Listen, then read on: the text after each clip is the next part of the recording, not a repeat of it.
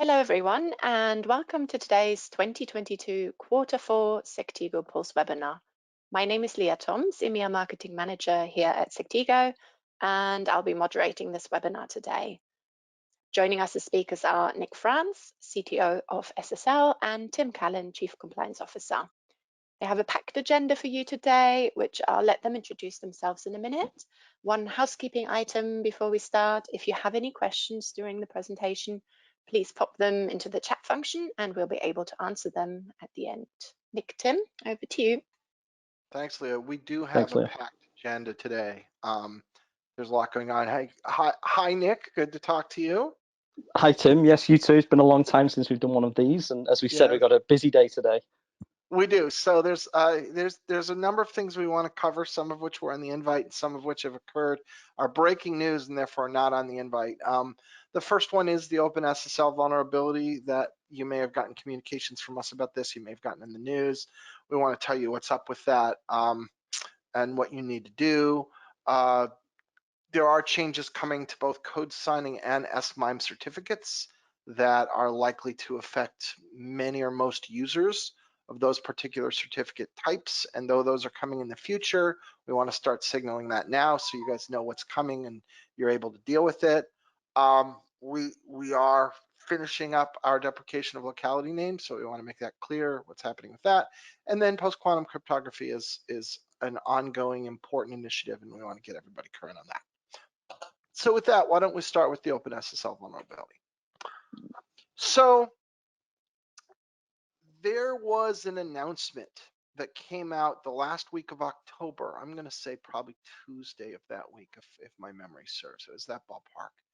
The OpenSSL project had basically signaled in the way that people do when they discover zero-day vulnerabilities. Hey, there's a 0-day. There will be a patch. It's critical. You need to employ it on this date. It's coming on November 1st, Tuesday, November 1st, it's coming. And make sure you deploy it right away. And this, of course, led to a lot of speculation about, is this going to affect my certificates? Are my certificates bad? Do my certificates need to be reissued? Has my private key been compromised? We got lots and lots and lots of questions from people. And our answer was, well, we don't know. They haven't told us what it is. We won't know what it is until November 1st. Be ready to deploy the patch. So when November 1st rolled around, we were very pleased to learn that certificates are unaffected, right? This is not a heartbleed style problem. It was a buffer overflow vulnerability. And buffer overflows are bad because you can go in there, you can run code, you can do all kinds of bad things. Buffer overflows are definitely things where you want to install the patch because it is a potential door into your network.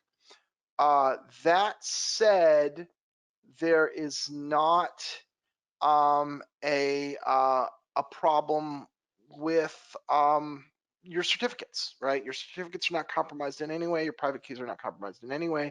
You do not need to do anything to your certificates.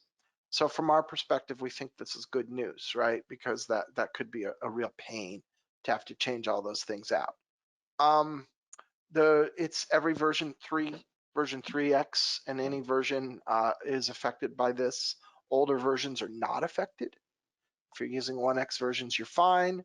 The newest version of the patch is 3.0.7. That is okay. So everything prior to 3.0.7 is not okay and should be patched. Nick, do you want to add to that? No, I think you great summary. Thanks, Tim. I think there were some definitely some nervous days in advance of this, because as you said, it was announced a week or so prior to release. It was marked as critical, and as you said, the last critical issue. And bear in mind, the OpenSSL project hadn't been ranking these vulnerabilities that way really since Heartbleed, but Heartbleed was the big one, and we all know that had a serious impact on certificates and CAs. Sure so when did. this came out, and there was something of an embargo on it, I understand they do have some organizations they notify. But when it came out, the vulnerabilities were actually downgraded to a high from a critical. Yeah. So that in of itself, and that was good really, because the OpenSSL project were looking at this right up till the last minute. They still had themselves and third parties looking into it and investigating it, and they realized for various reasons it wasn't as serious as they initially thought. And I think the two reasons is, number one, my understanding is on most systems that the inherent kind of memory management and security practices and parts of the software meant that the buffer overflow was very difficult or impossible to trigger to cause easy remote code execution, right? So it was basically a sign that security systems underneath OpenSSL were working. The other thing was it was only really triggered in a fairly specific edge case. So it had to be a certificate that contained an email address, but didn't necessarily have to be an S/MIME one, that was encoded in a very specific way, that was an internationalized domain name.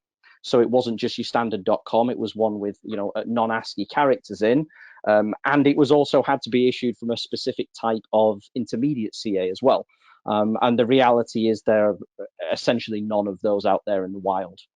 Certainly not from us or any of the other major public CAs. So it was a bit scary until it came out. And then thankfully, I think many people, myself included, breathed a sigh of relief. But that doesn't mean you shouldn't, obviously take the steps to install the new patch and keep updated. That's a sensible, healthy thing to be doing anyway, regardless of the potential for the vulnerability. There's a patch, patch it. So so recommended actions, deploy the patch if you need the patch. And don't worry about your existing certs. Don't do anything to your existing certs. Don't replace your existing certs. They are unaffected.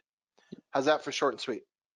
Yep, but I do think it's a good idea to make sure people keep an eye on this kind of thing, because we never know when there's going to be another exercise like this, and it is going to be critical, it is going to be severe, it is going to be something that affects certificates. And as we say every time we do these things, Tim, and we talk about agility and automation, that includes things like this and your patching and your updates. And I think it's a great thing for everybody to keep an eye on these sort of things. And even though this time was something of a damp squib, the next time may not be, and we should all be prepared. There you go. I love it. Okay. So changes to code signing delivery. So there will be some new rules for standard as opposed to EV code signing that will come into effect on June 1, 2023. And the gist of this is that all of the certificates will need to be delivered. So every code signing certificate will need to be delivered via secure hardware. So what does this mean, Nick? Yes. So for up until today, or this deadline, sorry, there's two types of code signing certificates. There's your standard that you've mentioned, and there's the EV. And there are the differences between the two, some of which come down to how, and it's Microsoft primarily, how they treat software signed with those certificates. So EV gets kind of an instant reputation, and the regular ones don't. Better permissions. Yes, it essentially has this reputation that makes it more trustworthy from the start because of the additional background checks into the organization that's getting the certificate. But the other critical difference is the EV code signing certificates have always had a requirement to be delivered in hardware. Basically, the goal here is to ensure that the private keys for these certificates are stored somewhere safe, not just on the hard drive of a developer's laptop, where any piece of malware or ransomware can exfiltrate that, use it to sign code, and then obviously more malware, more viruses, more bad things can happen. So the goal with EV code signing was, not only do we give it the better reputation, we do that because we know the keys are safe and stored on hardware. And what is happening now is those same minimum requirements for hardware are being made for the normal type of code signing certificate. Microsoft, and it's important to understand that the code signing certificates that Sectigo and other public CAs deliver are 99% focused on the Microsoft ecosystem. And Microsoft have said they do see a lot of malware, a lot of attacks due to keys being kept in software in a vulnerable state. And so they wanted everybody to start moving to using hardware, which is a good thing. We need to do that for the sake of the world, of the internet, the global computing ecosystem. And so the requirement now is going to be that all code signing certificate, regardless of type, has to be provided in tokens. Now, as you said here, there's actually two methods, and it is a little bit more complex than the 2 bullets we put here, but we're trying to kind of simplify it. It basically means that because the requirement is for the keys to be generated and stored in a specialized hardware device, it's called a HSM here, which stands for Hardware Security Module. The common ones look like USB drives. Hopefully you've all seen or are aware of them, but it's basically a storage for private keys where you can't get it back out again. You can't just, copy it off. You can only use it. It's kind of a one-way system for these keys. And your 2 choices, one of them is for the CA like ourselves, our trusted and background checked staff will generate the keys on these tokens and they will physically ship them to our customers. And then we'll send them PIN numbers and passwords And under you'll separate sign for cover. them. There'll be a tracking code and all of that. Exactly. UPS, FedEx, or a local courier, and we physically ship it. Now that's fine. We do that today. We at Sectigo do that today for our EV code signing certificates. But EV code signing certificate is still much smaller in volume than the regular code signing certificates. So we've been investigating this, and obviously as part of the CAB forum rules that stipulate this requirement, there are a couple of other options, and one of them is basically to allow something called key attestation. And as the second bullet suggests there, it's if you already have the hardware, obviously you don't want to ship it to Sectigo and we ship it back to you again. So there are mechanisms whereby we can let you use your own hardware, but have independent verifiable proof that you are actually using the hardware. Right, that's the key thing here. It's no good for us to rely on somebody saying, "Oh, hey, yeah, I have one of these tokens plugged in. Honestly, trust me." We need some kind of proof, and there's this attestation whereby you send us a request, and you also send us a little proof, and we can verify that with the manufacturer of the hardware and confirm that it really is generated in hardware, and then give you the certificate. That, of course, has advantages because we cut out shipping. You can use tokens you already have. You can acquire tokens at local vendors or discounted rates, whatever. But it basically gives us another option that we don't have today that will allow us to provision these things in bigger numbers and faster to you. Cool.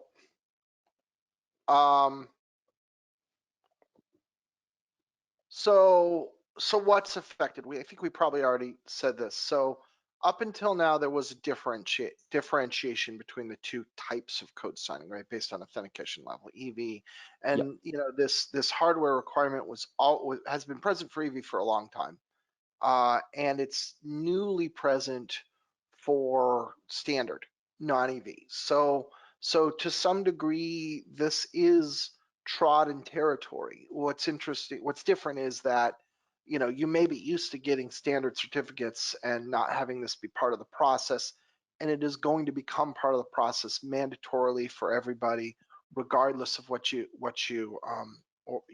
did. And when that deadline rolls around, if you go down to the 3rd bullet, when that deadline rolls around, the CA will have to deliver the certificate this way, even if the certificate was ordered in advance. So if you go and you order a certificate on, May 15, you guys got 15 days to get it done and get it delivered, or it needs to come on a token, right? That is a hard requirement. The certificates themselves are still the same. It is the delivery method that's changing. The certificates themselves are not changing. And your existing certificates, even after this date, there will be no check on how they are stored. It is affecting delivery of new certificates. Existing certificates that already exist, you keep using the same way that you did before. And I think that's an important one to remember. So if you have an existing code signing certificate and it's in software and you don't need to make any changes to it, you don't need to reissue it, then it can remain as is until it expires, and then you purchase a new one, which will come under these regulations. Right. It's very similar to any of the other deadlines that we deal with either the root programs or the CAB forum, right? So when we went from 2 years to 1 year, if you happen to order your certificate a day before the deadline and then you were validated and issued the day after, you were subject to the regulations at the point the certificate is issued, not when you purchased it, not when you ordered it. So hopefully, it's not going to affect too many people with that crossover, because CAs like ourselves will plan in advance and stop sale sufficiently in advance to not have many people crossing that boundary and causing confusion. But I do think it's important that people understand your existing certificates don't need to change. It'll just be new ones or reissues of ones that you already have. But you touched on, I think, an interesting point, Nick, which is if you have an existing certificate and you renew it, the new one will have to be delivered by hardware. Likewise, Yes. if you do a replacement, the new one will have to be delivered by hardware. Exactly. Right? So exactly. those are the things to know. And now the other thing, just Nick, why code signing in particular? For this particular requirement, Yes. yeah, and as I said earlier, it's because Microsoft have they've obviously got a lot of information, a lot of telemetry, a lot of data. It's their ecosystem. Windows is run everywhere, right? And they monitor and they see from third parties the prevalence of malware and viruses, and there has been an uptick in signed malware, because obviously when you see a piece of code signed, it's like assuming that it's trustworthy, and especially for EV certificates, your system assumes that it's trustworthy and trusts the code that's signed by that certificate. And they are seeing a sizable increase in the number of attacks that are using effectively stolen keys and stolen certificates. And one way to really well mitigate that is to ensure that the keys can't simply be copied around or stolen And the easily. malware itself is much more durable than the sites, right? So phishing sites cycle through really fast, right? Yeah, Professional phishers are standing up new sites with new domains, daily or more often than that. And as absolutely. a consequence, they're staying ahead, right? It's all automated, and they're staying ahead from any kind of revocation or shutdown. So, the mechanisms that would, turn off access to a domain, make it blocked in your browser, or revoke the certificate are just slower moving than they are able to spin up new domains. And so as a consequence, they can stay ahead of it. Code signing Yep. is a different matter, right? If you can prevent the signing of malware, it makes a big difference, and it makes a material difference. And that's why we're seeing this focus on code signing in particular by the people responsible for the security of the ecosystem, which in this case is Microsoft. Absolutely. And of course, signed code and malware in itself, I'm not suggesting that it's always more dangerous than other types of attack and malicious thing. But a phishing page, as you say, they cycle through very quickly. They can be shut down. You may only get a smaller number of victims. A piece of signed code that has access to your system, ransomware is delivered as actual software that then encrypts all your Right. data and holds you to ransom. So you could argue that for software that is signed particularly, it's a much more dangerous piece of malware, a dangerous piece of software. And so the more things you can do to mitigate that, the better. And I guess to extend your question, Tim, why not have this requirement for SSL certificates, right? That would be, people might ask, why not? Well, Sure. I think it's partly to what we've just said, but also partly to things like volume and practicality, quite honestly. A single web server could run millions of websites with certificates on quite happily. But to do that using a piece of hardware, the hardware simply isn't capable. It isn't widely distributed enough. People don't use them very often. There's real kind of economies of scale here, and it just doesn't work for websites, as you say, for phishing and things. It's not something that is particularly of a concern in that regard. So it's very much focused on signing code and code signing certificates specifically. Cool. All right.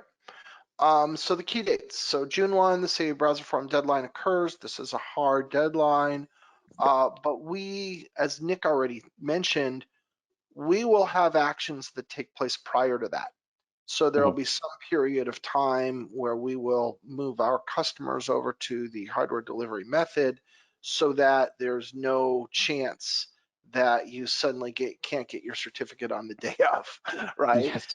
And that means we lead this by a bit, and we do this routinely with these kinds of changes. We always roll something out ahead of the actual date so that there is no chance of anyone getting caught in the middle, and you should expect that there. We don't have that specific timeline made because this is not occurring until more than 6 months from now. However, as we get into the new year, we will communicate a real schedule for when these things are going to change, and we'll communicate that well in advance. Yes, and one of the things I was going to say, which is to the second major bullet there, Tim, is Yeah, that the deadline was actually earlier. So ourselves, and I'm sure a lot of our colleagues at other CAs have already done a lot of the work for this, because the original deadline was just passed just last month, right? yeah, So it was originally going to be this year, and then not the 11th hour, but fairly close to the deadline arriving, there was some CAB forum discussion and some input from Microsoft, and I think they've been working with some of their large partners, and yeah. indeed a number of our larger customers that we'd spoken to weren't quite ready to be able to do this, because signing software, if it was me writing a piece of code I'd written, I can plug a token in, I can sign it. I might do it once a week or once a month when I write the new software. But obviously, you look at a large organization who are signing software for release in multiple languages and multiple versions. They have systems that are doing this thousands and thousands of times a day. And so there was some discussion because of preparedness, mostly of users of these certificates, and it was voted upon and passed to move the deadline back into 2023. Right. So there have been some communications sent out throughout the industry, but just to be clear, the deadline isn't this year, it's next year. There were articles, there were emails, there were various things. You might find that stuff easily enough. It might tell you October 15. We had a deadline in September that we had said when we were going to make this change. Just anything you find to that effect is just not current. The date changed, and the 2023 dates that you see will be the current date, and that's what you should trust. Yep. So recommended adequate actions.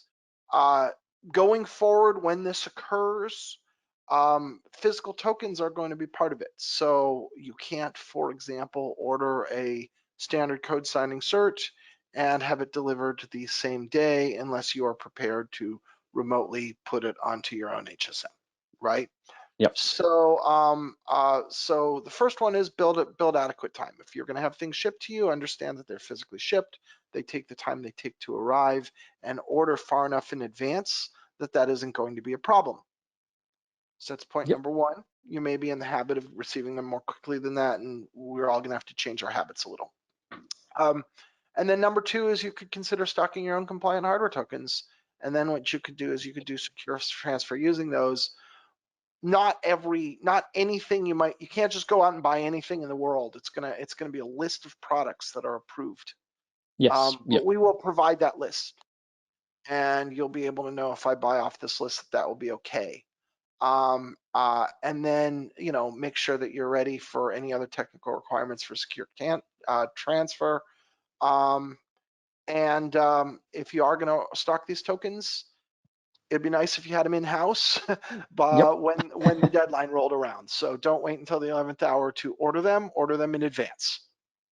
I think it's a case of ordering them, Tim, yeah, and understanding that very different from many things we do in our industry, there is now physical product involved, which has lead time and everything else.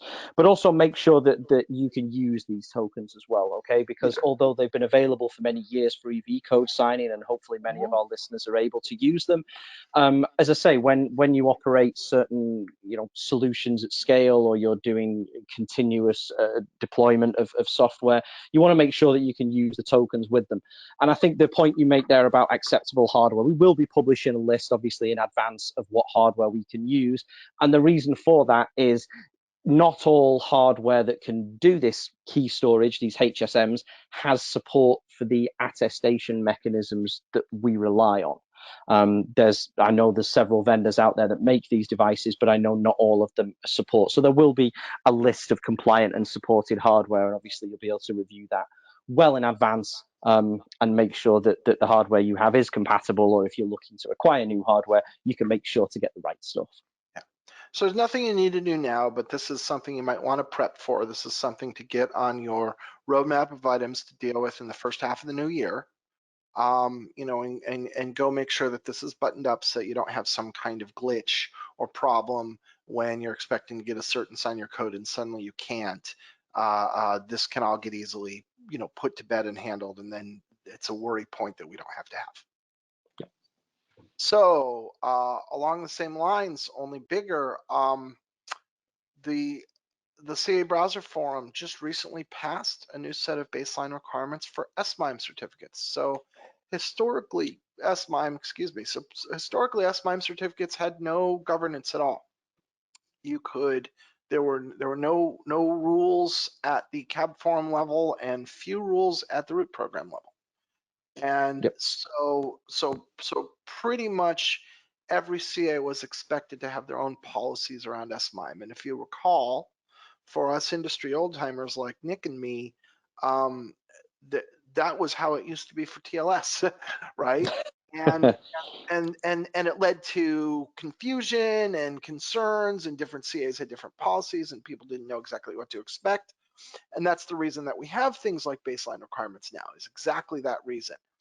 And so we're moving into a similar era for SMIME certificates, where they're going to be much more regulated, much more controlled. Expectations are going to be much clearer.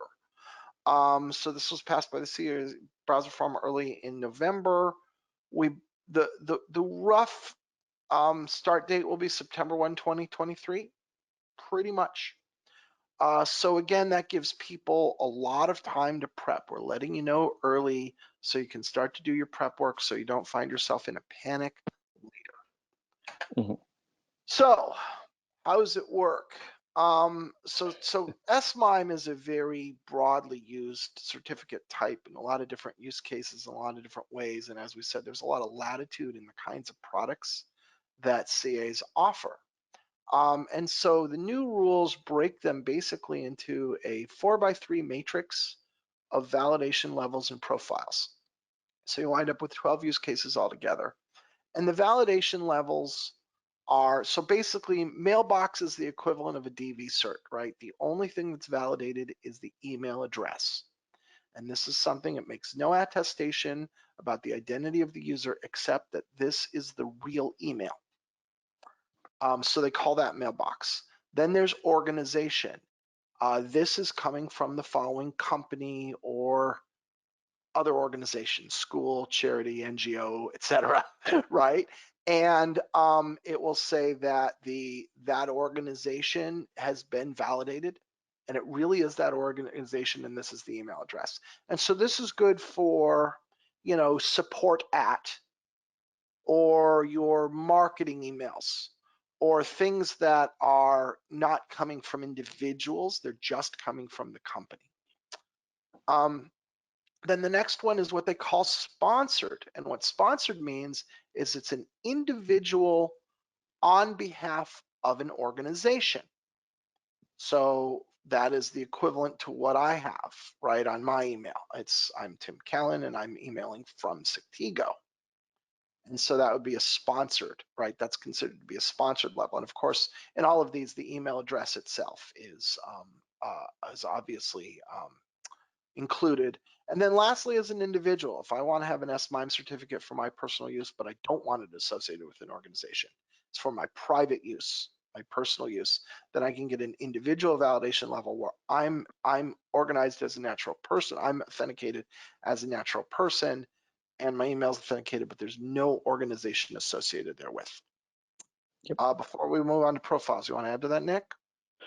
No, I think that breaks down the use cases very well. I mean, again, as you said on the previous slide, a lot of this is about standardization, right? So you are right. I mean, it was like the SSL world was many years ago before the CAB forum and the BRs, but I'd say a little less bad than that, right? So the root programs you mentioned briefly, they do have some minimum requirements. Like Mozilla say, you have to make sure you verify the email address properly. And if you're going to include information in there, it should be accurate, which is good but vague. This is really about making sure that there exactly what information can go in these certificates, and that it has to be verified properly by certain guidelines. Exactly, like we do with DVOV and EV. And as you said, there's very much equivalent here. The BRs have guidelines about things like network security and the morphology of a certificate and things along those lines. That stuff is captured too, right? Yes. So there will be the other expectations that you have as a public CA. There's a set of expectations that are extremely similar to what you see for TLS that are also captured and are part of the SMIME BRs moving forward. Yep, absolutely. So then they have what we call profiles, and this is really what this is really about is dealing with the many ways that SMIME certificates are used. And so maybe I'll even go bottom to top on this. So the strictest profile is strict, and this is like an authentic SMIME certificate. You put it on your email, and it validates the identity of and potentially encrypts your email, right? Yep. Pure and Sign simple. and encrypt, email protection. Yep, sign and encrypt. Those will be allowed to last up to 2 years in duration.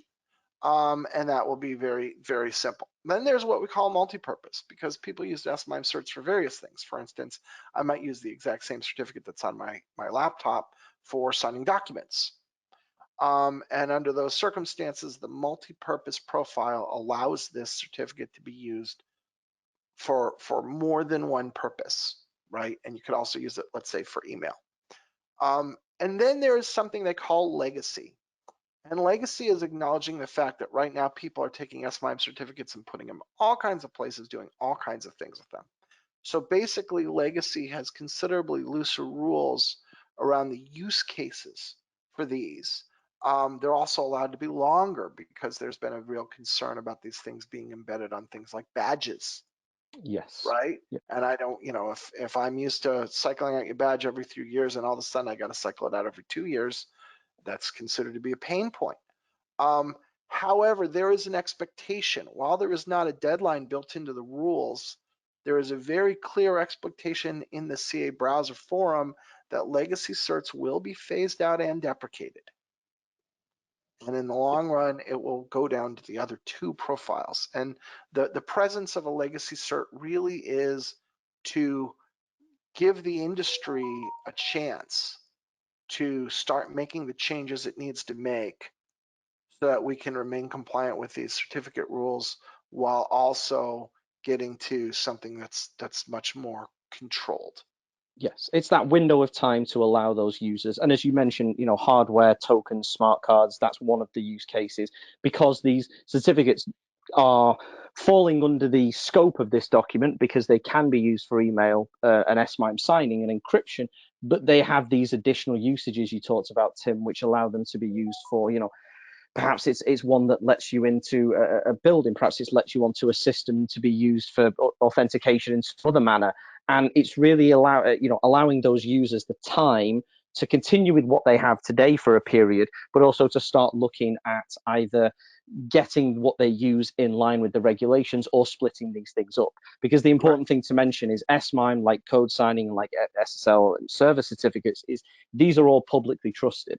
They're issued by Sectigo and other public CAs, and they will work on anyone's machine and they will be trusted by anyone's machine.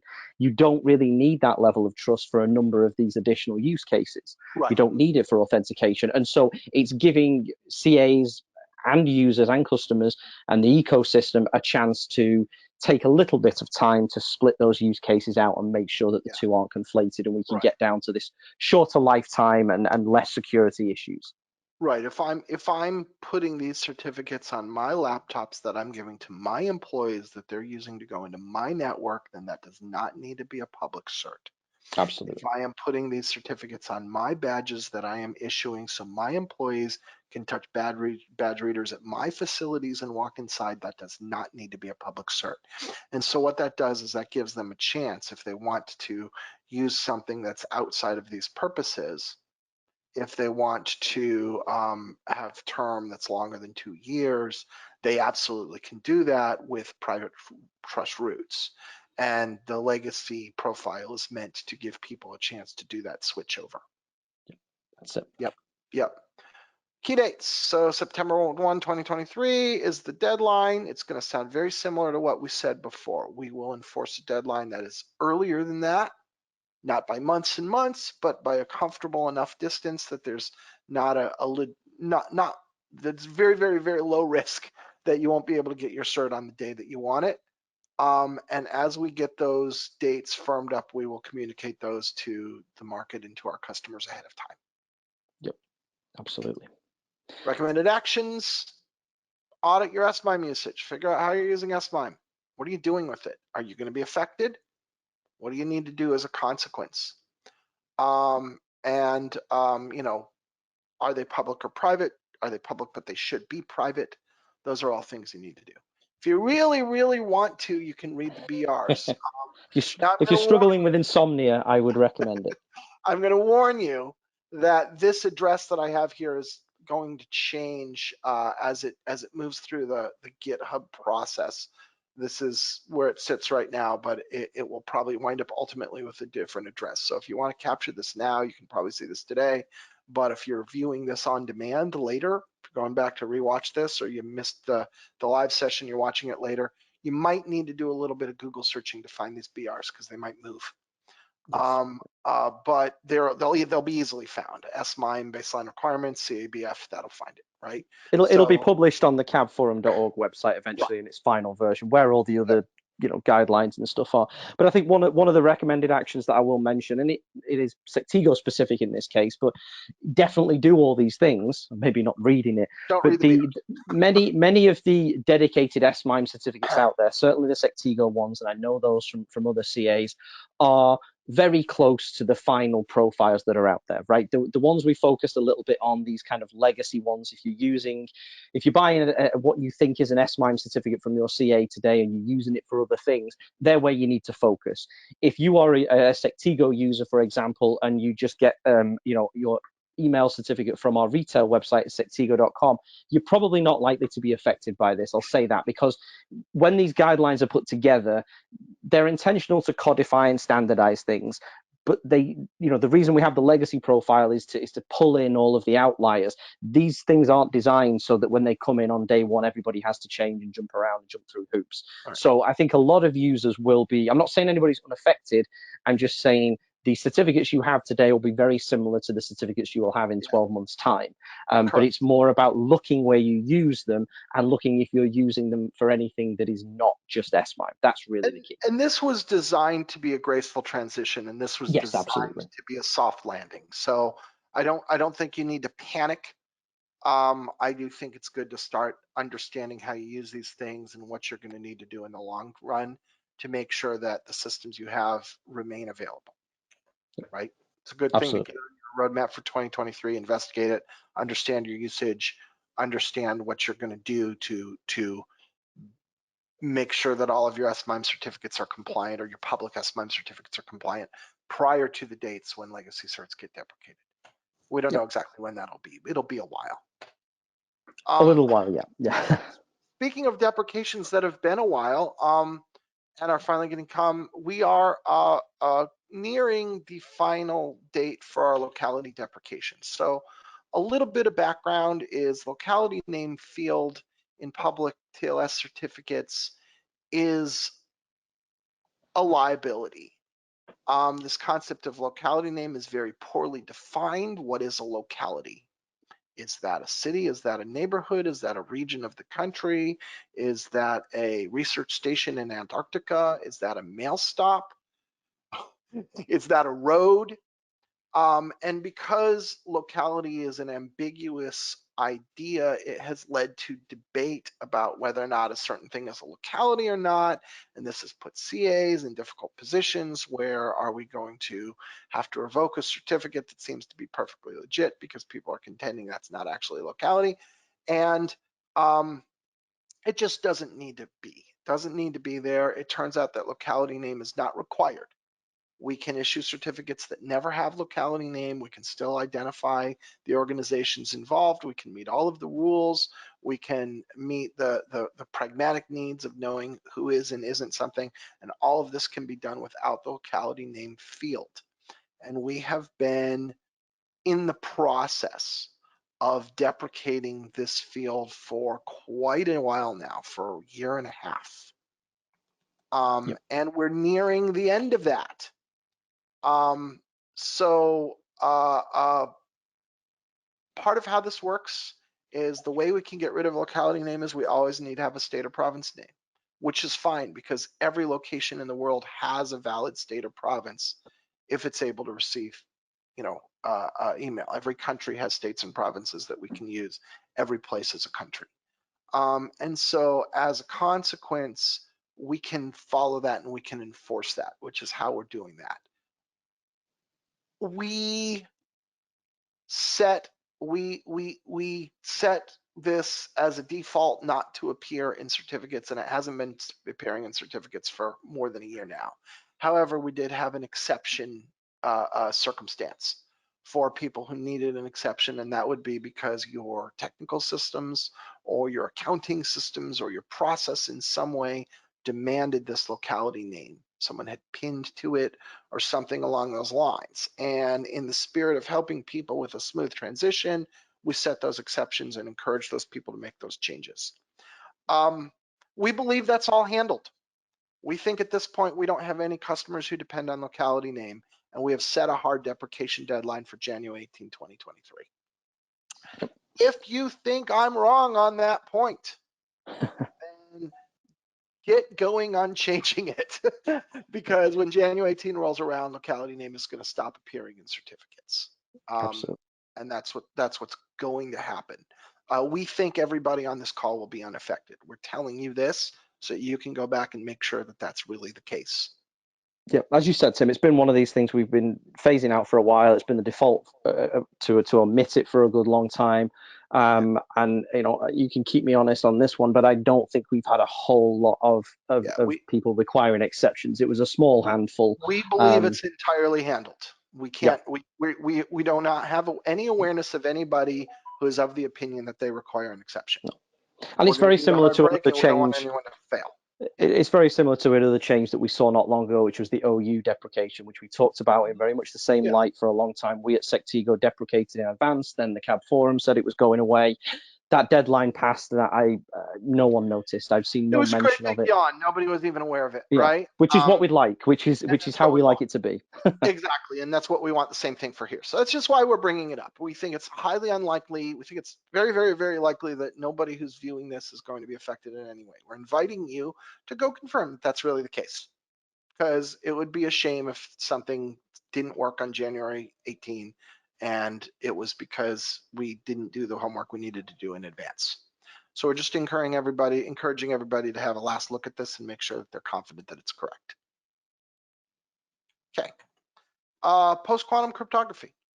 So the post-quantum cryptography news keeps developing and advancing because this is a big thing. So a little bit of background just to make sure we're all on the same page is quantum computing is a very real thing. It's not a matter of if, it's not a matter of when. It's, as I've heard it put, it's no longer a science problem, now it's an engineering problem, right? Which means it's just a matter of building quantum computers with large number of stable qubits. This is a picture of a quantum computer off to the right. You can see they look very different from the computers we're used to. The key thing on these qubits, quantum bits, is they are quantum. So traditional computers are 1 or 0 because that's how they work. Quantum computers are 1 and 0 at the same time. And if that blows your mind, then welcome to quantum physics, because it blows my mind too. But that is the case. And one of the consequences of this, in general, quantum computers will be able to scale to faster speeds quicker than traditional 1-0 gated computers will. And so in general, that's the promise of quantum computers. They defeat Moore's law, right? They can outpace Moore's law, and as such, they're very good. But as it happens, some tasks are much more affected than others. And it's due to the nature of the task. But certain kinds of tasks can literally be improved by a factor of 10 or 15 or 20 orders of magnitude more improvement.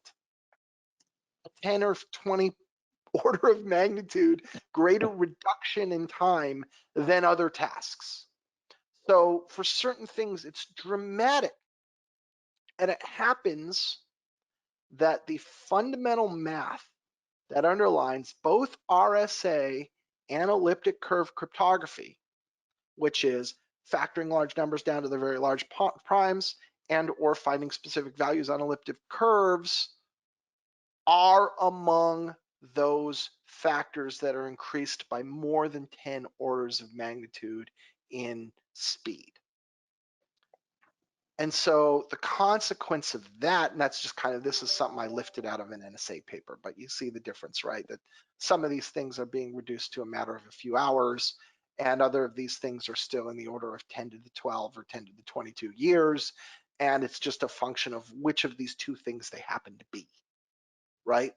And so the things that fall in that second group, the Shor's algorithm group, basically the cryptography based on that needs to be discontinued.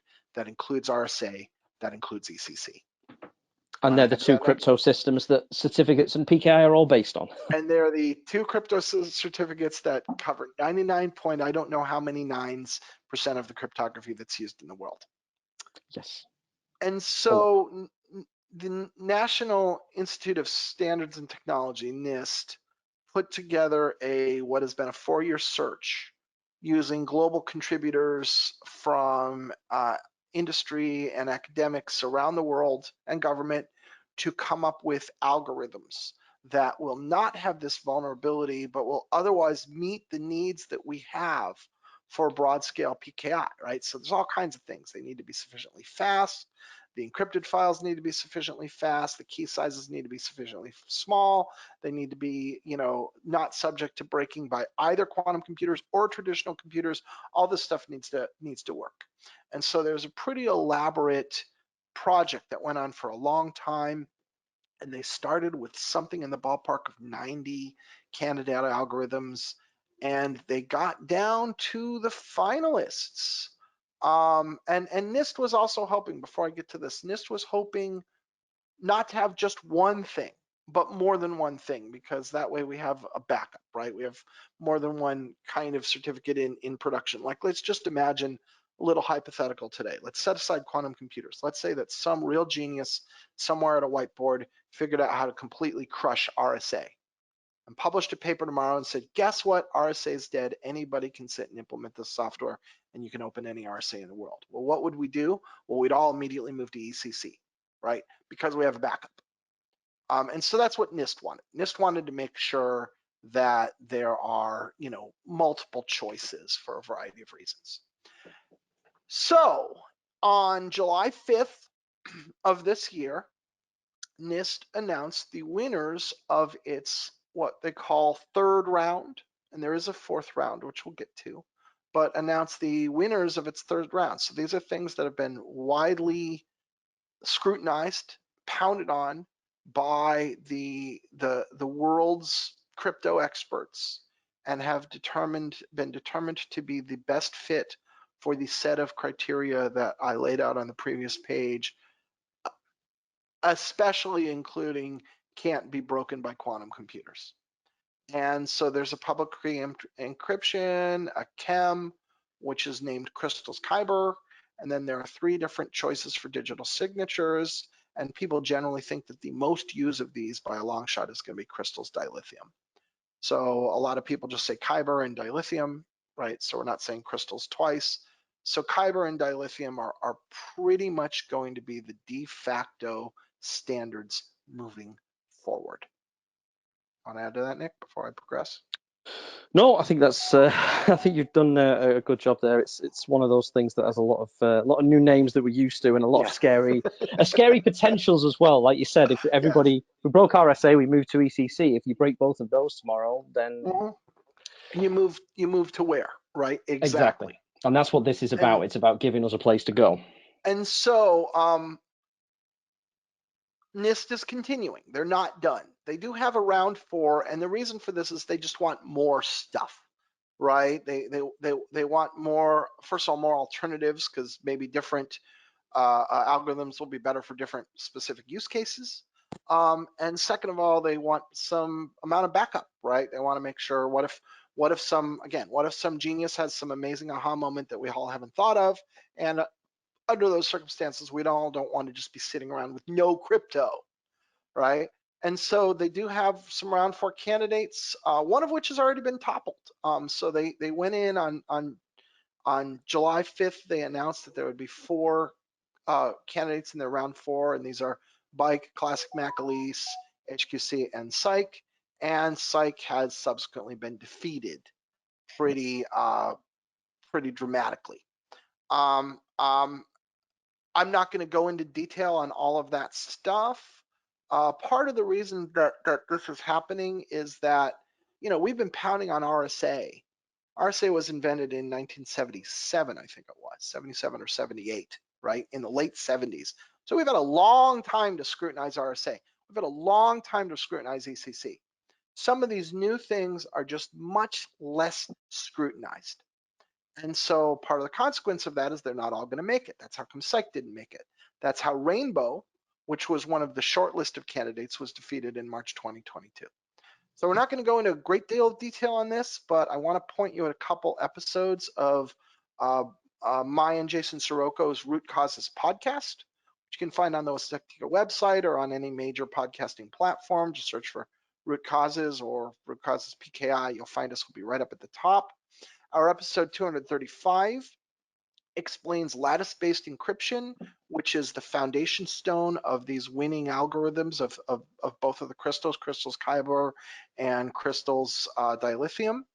And also check out our episode 239 if you're interested in how come Psych got knocked out of consideration. So those are things, we're not going to go into detail on that today, but those are things you might want to go look at if you're interested in that. Or you have lots and lots of other stuff on this topic as well. If it's something you want to learn more, you can find it at that podcast. Go on, Nick. No, that's good. The only thing I was going to say was a rather cheeky comment that I agree and understand your comment about RSA being invented in the 70s, but I think it's now generally considered to be invented about 25 years earlier by the British, of course, but kept secret due to national security issues. Of course. Just to keep everyone honest on that. Rely on the British guy to know that.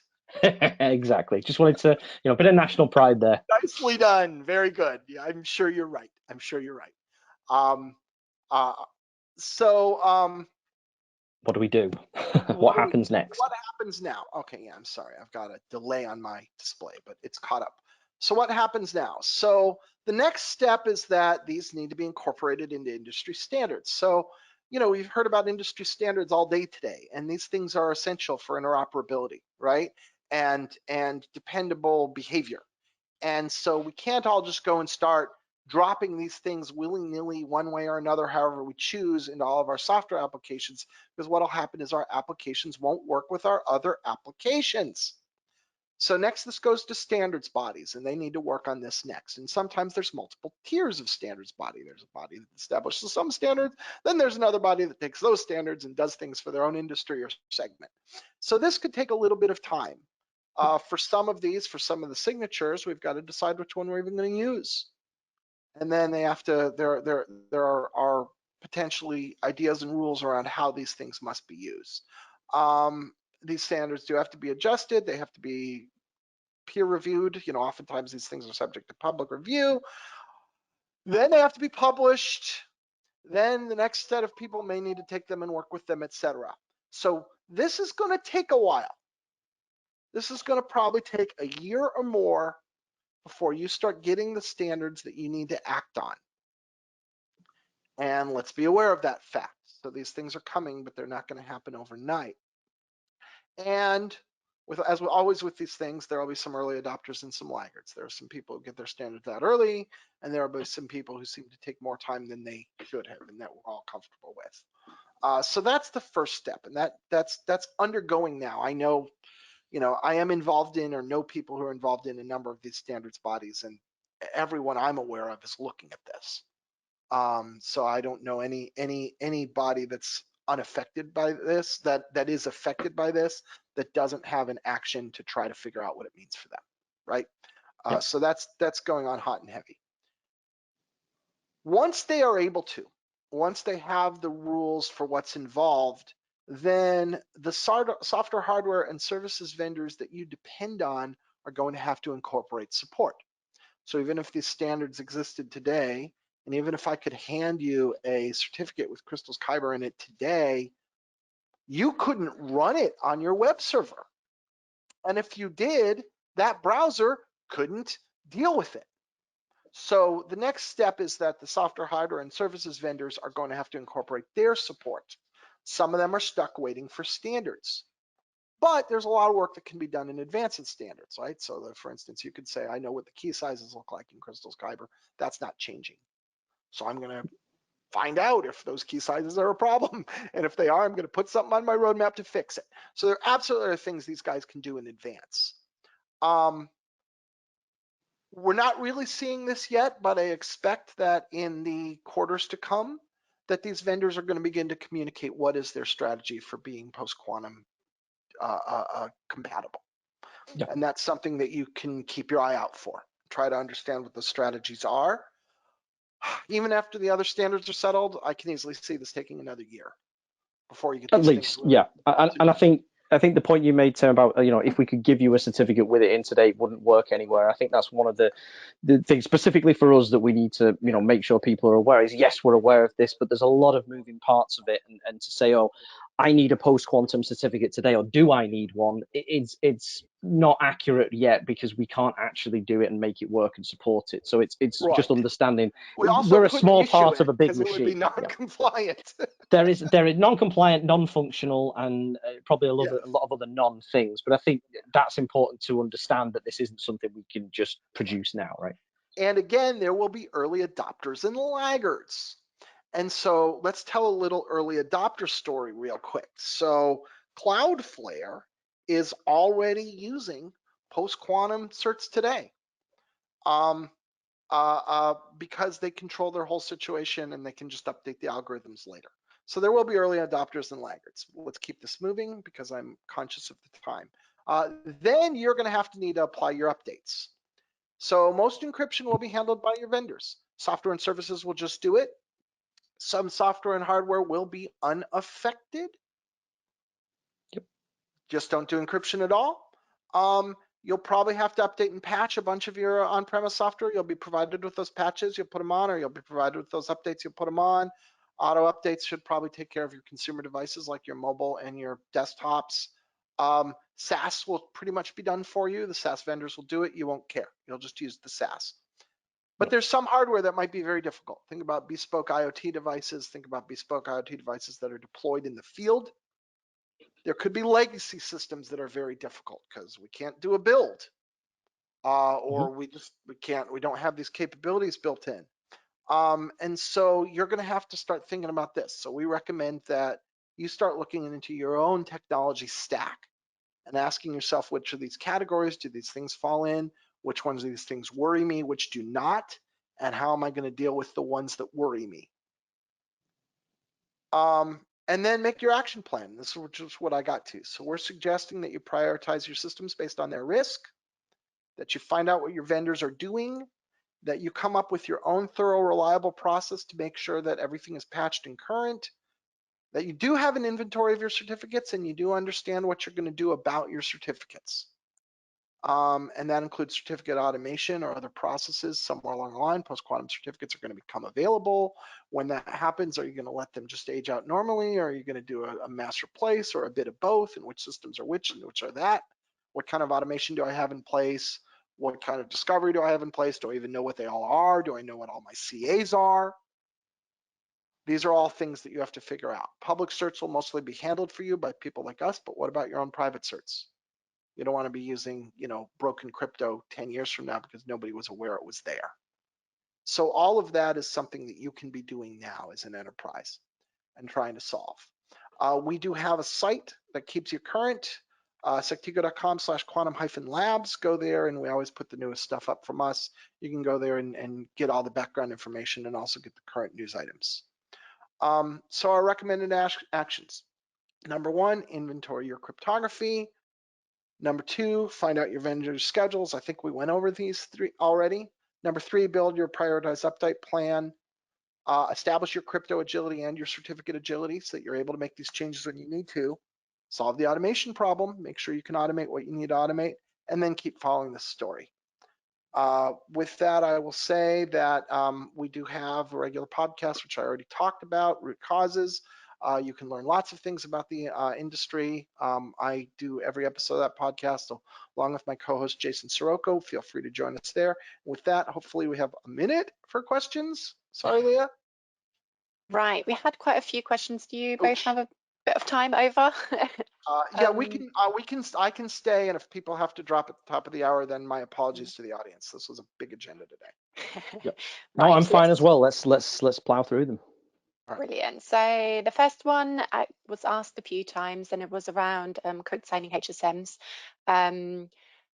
Will it be or what are the acceptable or supported code signing HSMs? Can we share what will be supported? We're still trying to finalize that list at the moment. As I said, there's two components of what we will be able to support. Number one is whether the actual vendor themselves support some kind of attestation. There are, as I say, there's a number of pieces of hardware that we use today and that we know is in wide use that does support attestation, but there's also some that doesn't at all. And we're not only working with what is available, but we're also trying to speak to some of the vendors as well and see if support is on the roadmap. Once we have that support, we know we still have to build in the verification mechanisms. And unfortunately, the verification mechanisms are not standard for all of the different manufacturers. So we don't have, I don't have a final list to share today with everybody, but it will be published very soon. And it uses common hardware. So, we're talking about vendors like, Thales, Ubico, Marvell and people like that. So we are trying to target commonly used solutions where they do support the attestation that we need, and we'll publish that list on our knowledge base as soon as we have it finalized. Brilliant. The next one was, what happens if I order my code signing certificate a month in advance? Will I get the time added to the new certificate? Generally, I mean, we can add time onto certificates as needed, but if you order it a month in advance of, is that a month in advance of expiry, I assume? And if you do order it a month in advance of expiry, if you reach out to our support department, we generally do, and I can't speak for all CAs, but most like ourselves will be able to add on like those additional few days that you would otherwise lose when you renew the certificate early. So yeah, that should be possible, and I'd encourage people to contact support. Automatically, like if you just go buy it off the website, just because that's not how the website is set up. But yeah, the support team can help with that on a case-by-case basis. Cool. And then a question around which fields on the certificate do we now verify now that we don't verify locality anymore? Is it just by company? But what if there's like multiple companies with the same name?